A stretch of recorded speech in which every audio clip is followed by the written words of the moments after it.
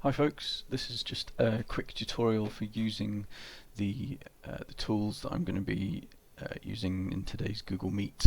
This is primarily for those people who can't make it to the Google Meet so that they can still make use of the tools, but if you find yourself stuck, unable to figure out how to do something in one of the particular simulations, then you can use this video as well. So, like a lot of things, each of these simulations is different. They use different rules, so don't just sort of jump in from one to the next expecting them all to work the same way. As I say, like a lot of things, the simplest one has also got the least functionality, so you can use it to figure out some things and make some small insights, but it's not the best one for interrogating circuits. But it is the easiest one to learn how to use. So when you click the link, it launches you onto this screen. If you click this button here, then you get a nice full screen, and all you've got is wires, resistors, bulbs, and a kind of current, an ammeter here. All you need to do, whichever one is selected, it's got the box around it, that's what you will place. So you don't click and drag to sort of draw a circuit, you just place it on these grid lines. If you click again, it removes whatever you just put down. So if we want to make a very simple circuit with a bulb in it, there we go. I say it's not the best one. The only reason I'm letting you know that it exists is because it is still quite useful. If you're finding the idea of series and parallel circuits still a little bit confusing, this can give you a bit of an insight as to how it works and to why series circuits and parallel circuits are different. So what I'm going to do is I'm just going to make a circuit like this and put 3 bulbs there, there and there. So each of these bulbs has got a resistance, and all those resistances, you know how resistances are added. In series they are added arithmetically, so if this one's got a resistance of R1, this one's R2 and this one's R3, then it's just R1 plus R2 plus R3. And you're just, because you've got that stacked resistance, it's making this current flow very slowly. You might notice that the bulbs are a bit dimmer as well compared to when I just had one bulb in the circuit. If I change this so that I have 3 bulbs, this time in parallel, you should be able to see that it is a slightly different process going on. These little pluses, because we are talking about the flow of conventional current, which is the flow of positive charge, even though electrons are negative. I think these represent 1 coulomb of charge, so these aren't some weird negatively charged or oppositely charged electrons or anything like that. Don't worry too much about them. You should see that this is moving a little bit faster, and these bulbs are much brighter arranged in this way compared to the way that they were arranged when they were in series, and that's because each bulb is now getting the full voltage. It's getting the full potential drop from this cell, whereas when we were in series, the first one got a bit, then the next one got a bit less, then the next one got a bit, or took an amount from the potential drop, or had less to pick from. Whereas, as I say, yeah, these you could draw a loop, one loop there, another loop there, and another loop there, and each loop needs to drop the full voltage during that loop. So there's no way that you can go from the cell through multiple bulbs, because in order to do that you'd then need to go backwards somewhere. So you've got to go on one journey. Each coulomb of charge can only go through one loop before it has to go back to the cell. And then it might go through another loop but it always has to go back to the cell to pick up that full potential every single time. We haven't got anything going across, then down, and then back up, and then round, like that. Just doesn't happen. And that's all I really want you to get from this one. There are a few more tools. You can increase the potential difference of the cell. You've got these tools which you can use to measure voltage and things like that in the circuit, but they're not as useful as the tools in some of the other simulations. The second one, the one that's a bit better, is the FET one.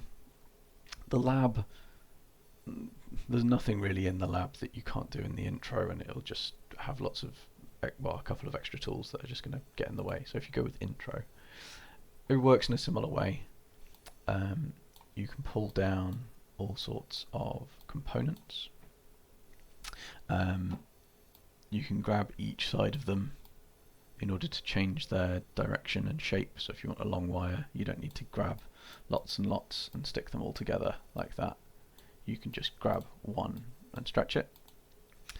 If you want to get rid of something while it's selected, this little trash bin appears here. If you want to disconnect something, click on the connection and you get those scissors appear to break it up.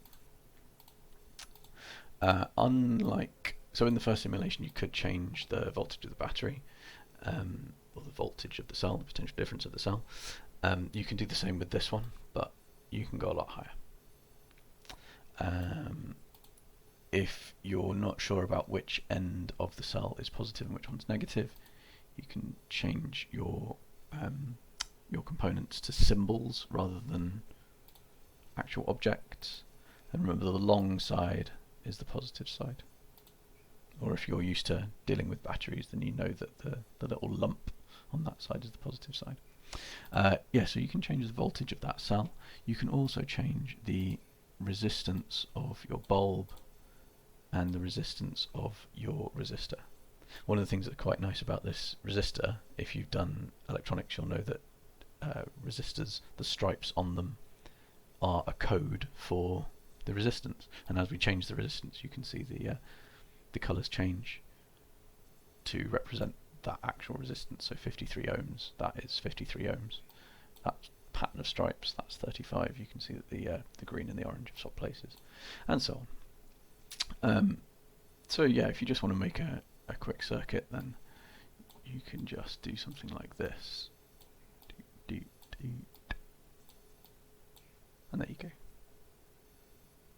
You can't select the whole thing, so if you want to move it, you kind of need to move it in jittery jumps. You see there I attached the bulb straight onto the resistor. If you get in the habit of doing that, the circuit can start to look quite busy and a mess. So adding in extra wires just to make it look like a circuit which you would draw is sometimes a good idea. This one is a little bit different because it's showing the movement of electrons. You can change that to conventional current. So we're going from the movement of negative electrons to the flow of positive charge. I would probably keep it to conventional, just because that's what we're thinking of when we generally do calculations. You can include the values as well, but as I say, it can get a little bit cluttered if you start doing a more complicated circuit, and the labels just appear over here. There are a few more components than just wires and bulbs and batteries. There's a few things here. I think these are mainly for showing things like conductivity. Is it an insulator or a conductor? So yeah, bit of a strange thing, but yeah, that one's pretty useful. The only problem is your ability to change the resistance only goes down to half an ohm each time. Same with voltage, so you can only change it by half an ohm. A lot of the time that's more than enough. You won't have many questions that go down to, I don't know, 33.2 volts or 33.1 volts. It'll generally be a whole number, an integer number of volts or ohms or whatever. But some of the questions that I'm going to do with you this afternoon do have like 3.8 ohm resistors in them, so that's why I have also included this sim. This one, when you first open it up, it's got a kind of demo of all the different things it can do at once. If you decide to do A-level electronics or A-level physics, this would be a particularly useful website to have in mind. But with this one, you can just drag and select everything and press delete. All the tools that you need are under drawer. Your cells are inputs and sources, and you want to add a 2 voltage source.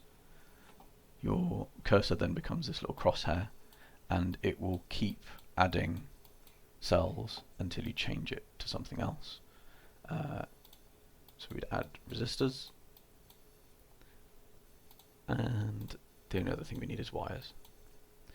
Once you've finished adding components, you need to go back to select/drag select, which means that you can pick things rather than having that crosshair which was just spawning multiple components.